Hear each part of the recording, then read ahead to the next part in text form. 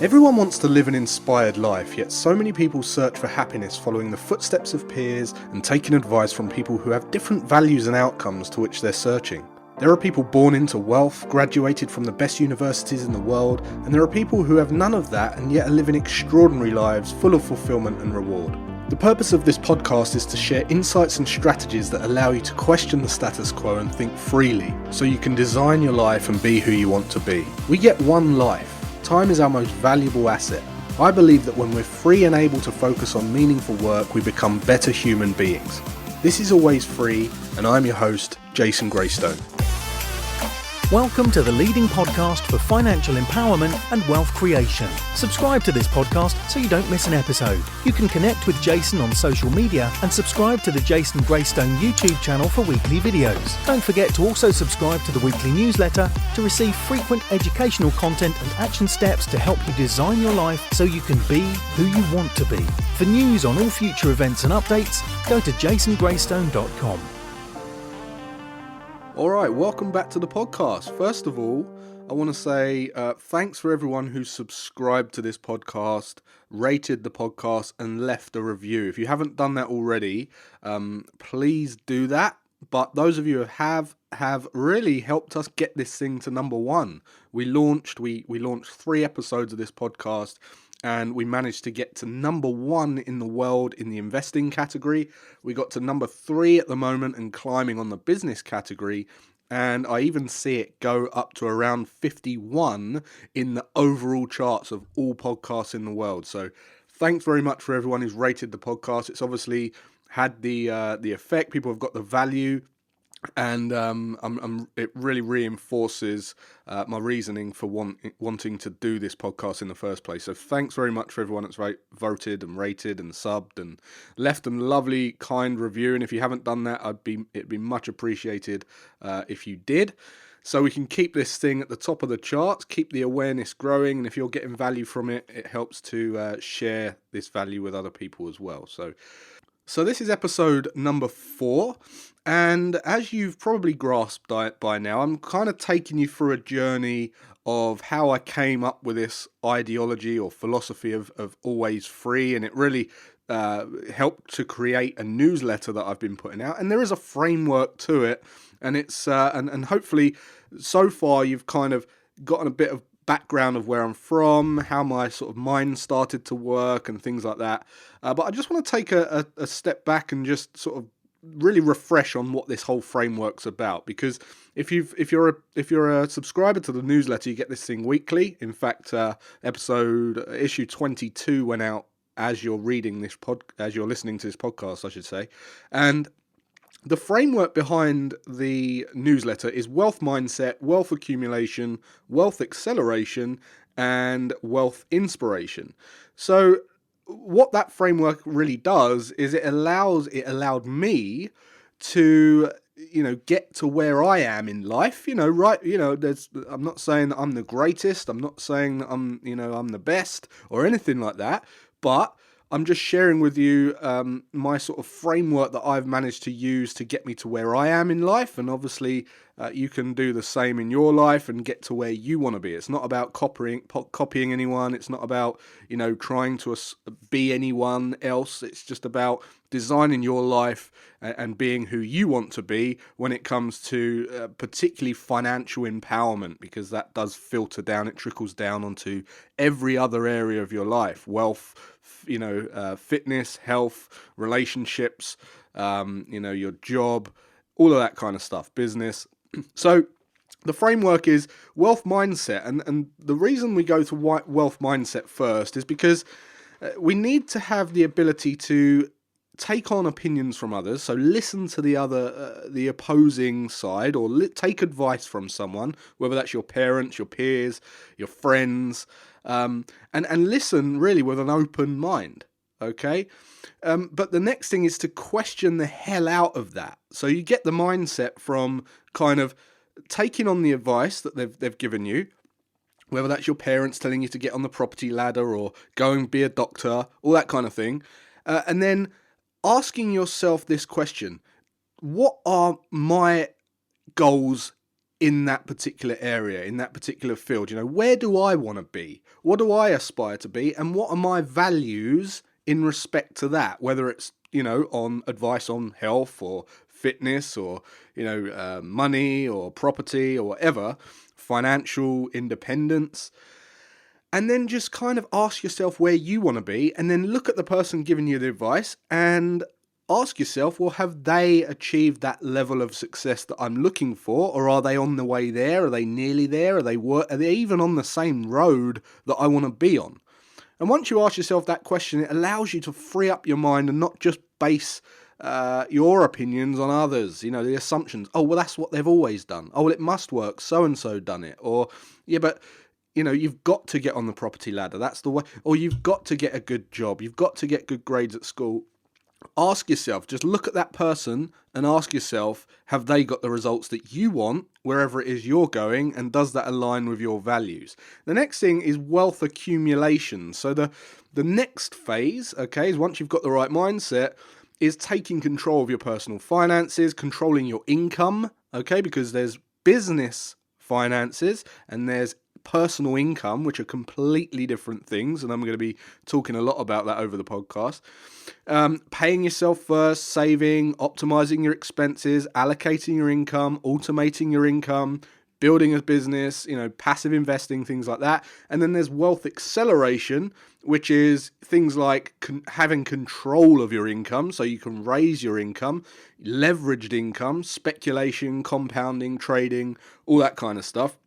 And then the wealth inspiration is the final pillar of the framework, if you like, and that's really just comes with actually, doing it, going to do it, taking the steps. So many people buy stuff, buy a course, or say they're going to start doing something, and you don't build momentum by it sitting on your shelf. You get results by taking action, by starting, and then you get motivated because you've seen a result or you've put something in place, and then you build momentum. You keep at it and you keep at it, and then you end up designing your life. You're designing your life each day how you want it to be.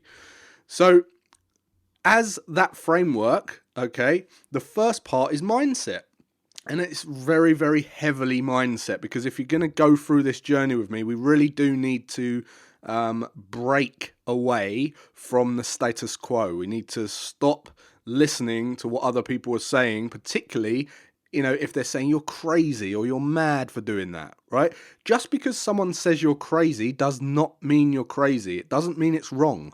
It means that it's what most people don't do. And I look at how 2% of the world's population controls something like 90% of the world's wealth.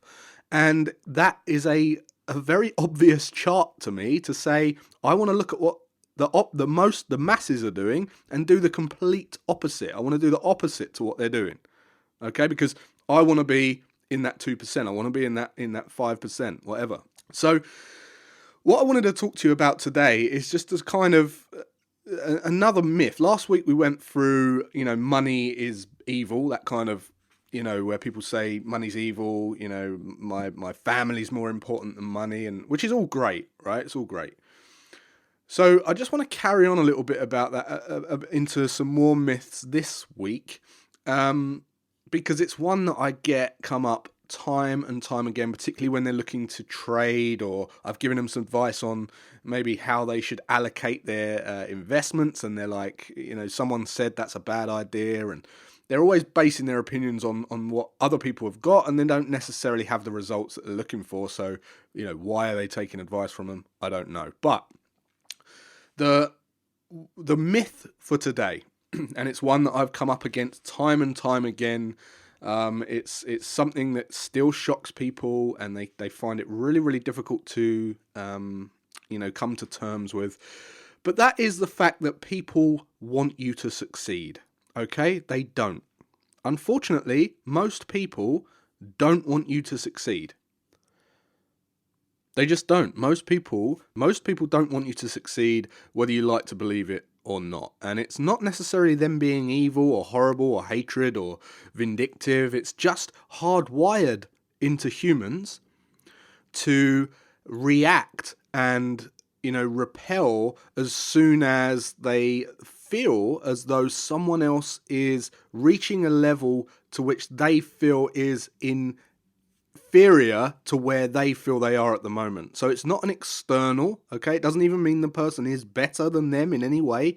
It just means that they've reached this level where they feel uncomfortable with the fact that what they're projecting onto the person who's striving to do more is above where they feel they are now, and really highlights issues that they're unhappy with themselves. And it's a natural instinct, believe it or not, to want to project onto that person, because from a survival standpoint, it means that that person is going to survive longer than you as a human, because they're becoming more efficient, they might be becoming more healthy or fit or whatever it might be. They can withstand the survival of humanity longer than you, and that is hardwired into us. Okay, so I just want to talk a little bit about people not wanting you to succeed, because if you've got this thing in your head that you've got support from people, or most people, you're probably wrong. And I just want to sort of bring you back down to neutralization on that playing field, so that when you go and work on yourself, whether that is your health or wealth or whatever it might be, you're going to have this in your mind, and you won't get discouraged from going on and sort of being what you want to be, and achieving your goals. So let's just think about for a second, and I'll talk to the females here because it's very, very common. I've come across this myself so many times, right? All the women listening, you're going on this diet, okay? You've decided that you're going to start Monday, and you're having a drink out with your girlfriends, and you say, right, Monday, I'm going to do this diet. I'm going to lose some weight. I'm going to get in shape for the summer. I'm going to wear a bikini on the beach, and your girlfriends will say, yeah, or one of them or two of them will say, yeah, I'll do that with you. It might even be your sister, right? Yeah, I'll do that. I'll do it with you. We'll start the diet Monday. We'll get clean. We'll go running together. We'll go to the gym together and all this kind of thing, right? So the weekend goes over and everyone's got a heavy head. And on the Monday, you wake up and you are determined, right? It's stuck with you. You're like, right, this is it. It was a changing point. It was a turning point for me. I'm going to stick with this. I'm going to prove that I can do this, and I'm going to go and do it for me. And you start drinking a lot of water, setting out your meal plan, going for a run, setting out a workout routine. And over the next couple of days, you're really doing well. You're sticking with it. You feel good. You've lost some water retention. And a couple of days or towards the weekend, your girlfriend rings and says, how's it going? You say, yeah, I'm doing really well. I'm on this diet thing. I'm training all week. I feel really good. I don't want to touch alcohol. I don't want to eat crap because I'm really feel good. And the girlfriend says, oh, you're still doing that? Oh, you did it. Oh, okay. I'll do it with you. Let me know when you go next, and I'll do it. Well done. I'll come with you next time. Just let me know when you go into the gym. I'll come down there with you. Send me your meal plan. So you do that. Couple of weeks go by, maybe 2-3 weeks go by, and you are still hammering it. You're at it, right? You've shredded some pounds. You've lost an inch off of your waist. Your thighs are getting toned. You're looking good. You're feeling good. A couple of weeks later, your friend comes round to your house and she says, oh, wow, you look really good. What is it you're doing? Tell me what you're doing. You say, well, I thought you was going to train with me. I've got my meal plan. Did you get my meal plan? They say, yeah, I got it. I will start. So you carry on, right? You carry on, and your friend goes, yeah, I'm definitely in. So you crack on, you keep doing it, you don't hear from your friend, and then a few weeks later you've you've hit a real milestone. You feel really good about yourself, and you want to organise a night out just to have a little celebratory drink and just sort of reward yourself for where you've come. So you all organise a girls' night, and you go round your friends to get ready, your girlfriends, and you're sort of in your underwear getting dressed, and the girlfriend goes, oh, I think you've, don't lose any more weight. I think you're going to go a bit too far. I don't think it doesn't suit you. I think, right? And what happens is they almost try and talk you out of getting to where you want to be. You might not be ready yet. You might not be at your goal yet, right? It doesn't matter what people think. It doesn't matter what people think is too far. You're not at your goal yet, and they try and talk you out of it. It's like, yeah, but you've gone too far. You've gone too far. I wouldn't lose any more. This sound familiar? Any ladies listening? And this could be your friend or your sister or whatever. Anyway, you crack on, right? You feel really good. You go out, you have a drink, you feel really good because the next day you get straight back on it. Straight back into your healthy eating, your fitness, you're doing really well. And then, a few months go by and you organise another night out, right? All of a sudden, you strutting your stuff, your skirt's got a little bit shorter, right? You ditch the tights, you now got your pins out. You've got, it's summer.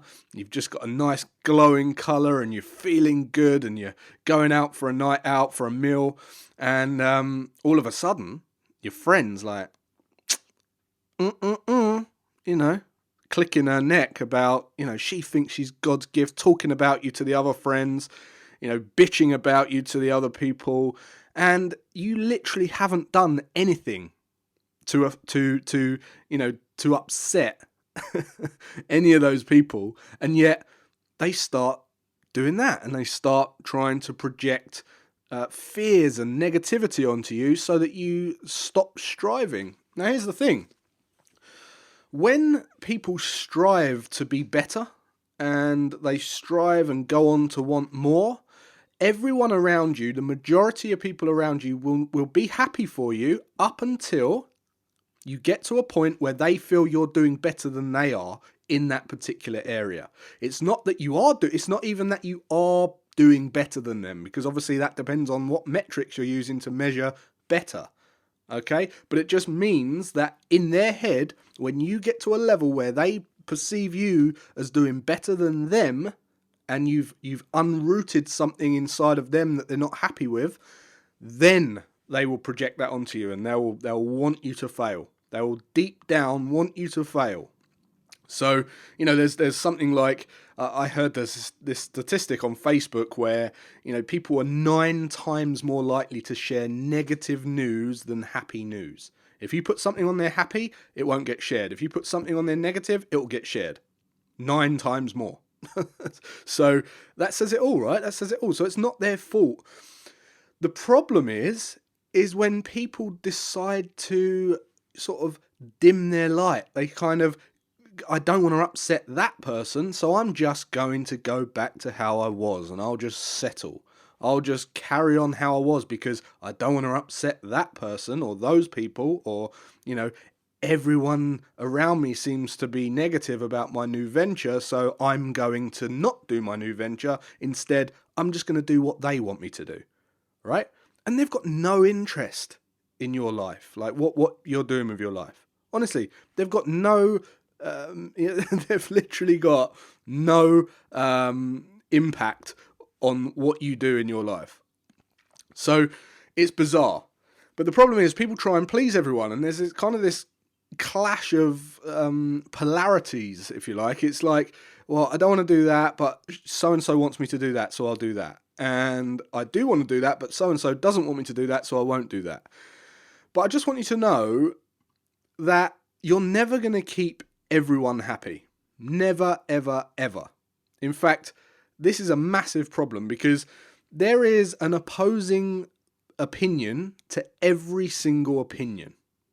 All right? There is, there's people who are dedicated to peace on earth, all the hippies, and then there's people who are dedicated to war, the military. There is people who are, there's liberal and Labour, left wing, right wing.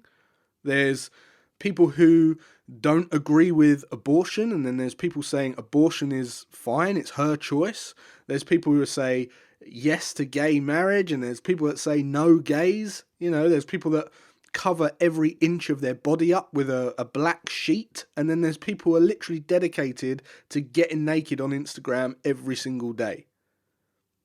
So you have got an opposing opinion of everything you try and do. There's always going to be an opposing opinion, and people try and keep too many people happy. The most people you should aim to please is 50% of the people. And that includes your family as well. Your family are included in that. You're never going to please everyone. You're never going to keep everyone happy doing what you want to do, right? So you need to be aware of that. Now, the problem right? This is the major shift, if you like. This is the turning point that most people struggle with. They realize that the more people that they don't keep happy, the more they're disliked. So if you think about the president, for instance, President Trump, because he's well known and he's got such a level of success that he's the president, there is literally hundreds of millions of people that hate him. So he's got to be all right with the fact that hundreds of millions of people hate him. So what most people do is they go, well, I don't want to strive to be that big or that, do that well, because I don't want that many people opposing my opinion and therefore hating me. So they go, well, I'll settle for a CEO. So you think about Jeff Bezos, right? And then they think, well, if I'm a CEO of a big company like that, well then, there's still going to be probably thousands of people that hate me. So I probably don't want to do that. I'll just be, some kind of director or a general manager kind of thing. And then they think, yeah, but if I'm a general manager, I'll probably have hundreds of people still hate me. So I'll just go to like a little store manager. And there might be 10 people that hate me. And they think, I'm not even comfortable with 10 people hating me. I'm not even comfortable with 10 people with the opposite opinion of me. So what I'm going to do is I'll just get a job. A couple of people might hate me in the office, but hey ho. And what happens is they dim their light. Their circle of influence, they restrict their circle of influence because they stop striving because they're not comfortable with the amount of opposing opinions by trying to keep everyone happy when they're striving to be better. And it is an absolute tragedy. It really is. I guess what I wanted you to take home from this episode of Always Free is just when you are on this journey, if you're going through this journey and listening to this podcast and you're really going to take control of your life, just know that whether it's your health and fitness, whether it's your finance and wealth, which we're going to be going into in major detail over the course of this series, your wisdom, your self-development, your mental clarity, whether you're reading books and trying to study towards something, your business, your job, your family, your relationships, your social leadership, any of that stuff, even your spirituality, whether you're working on becoming more in tune with yourself and you're going to do some meditation and that kind of thing, whatever it is, there's always going to be people that, one, disagree with what you're doing, genuinely disagree with what you're doing.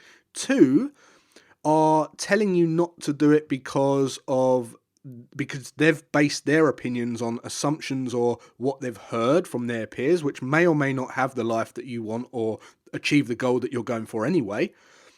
Three, they will try to stop you doing once they feel like you've got to a level that has brought out some inner unhappiness of their own situation, so they'll try and stop you doing it from a survival standpoint. And finally, there's always going to be those people that feel like when you're striving to do more and they start to feel inferior, they're going to start bitching, they're going to start hating, they're going to spread some negative vibes, negative energy. You may fall out with them, but you need to ask yourself this question: who are you on this planet for? Who are you living for here? You got about 80 to 100 turns around the sun. How are you going to spend them? Are you going to settle and just literally go along just to keep other people happy and end up full of regret on your deathbed where you're asking yourself, I wonder what would have happened if I'd have done that? Or are you going to actually go after it and do it? So just to recap, listen to advice from others, okay? Have an open mind. Question the out of their advice. Ask yourself what your values and what your goals are in that area. Then look at the person. Ask yourself if they've got results or they appear to have achieved what it is you want to achieve. If the answer is yes, take their advice. If not, dismiss their advice and go after what it is that you're after and stay on mission, stay on purpose and design your life and be who you want to be, because you're here for you and no one else. And even if you're talking about your kids and you've got kids and you're thinking, well, no, I'm here for them. That's true. But if you don't get yourself right first, what example can you be to them? How can you provide them the best you can absolutely provide? How can you support them financially, emotionally? How can you actually be in the best position to serve and help your kids and support your kids and your family if you haven't got yourself right first? So, really, really heavy episode on mindset and just kind of breaking that myth of trying to keep everyone happy and people wanting you to succeed, because you're going to go through a series of friends, a series of associates, a series of, you could look up something called Hero's Journey by Joseph Campbell, and it's really a model in which most of the Hollywood blockbuster films are created. And it's about this whole journey of development. And when you get to a certain level, your life isn't the same. You've been enlightened, and now people around you don't understand the new you, and you have to go on and find new circle of influence. And there's nothing wrong with that. There's nothing wrong with that. In fact, I'll give you a little exercise. Go and find people that have remained friends with people from school all of their life. Okay, so go and look at the people around you who have kept the same circle of friends. I'm talking about a circle of 3 or 4, 5 friends, and they're still friends today, and maybe they're 20, 30, 40 years old, and look at their lives. Look at what they've achieved in their lives. Because I'm almost certain they will complain about money, they'll wish that they had more time, they'll wish they were healthier, and I guarantee that they won't break out of that circle because they don't want to lose the friendships of those that they've had all their life. And this could be you. It could be you. And I'm not saying that you aren't necessarily happy. I'm just saying if you want to grow, you have to change. There's no way that you can be the same person that you are in every single area of life. If you want to grow, you have to change. A butterfly doesn't become a butterfly without that crystallization process. You have to embrace the fact that you're going to have to change if you want to make a difference. And although friendships are important, if it's true friends, you should want your friend to do well and do what they want to do, and you should support them no matter what. So that's it for this episode, guys. Hope you enjoyed it. Don't forget to subscribe, rate, and leave a review for this podcast. I'd really appreciate that. And I'll see you next week.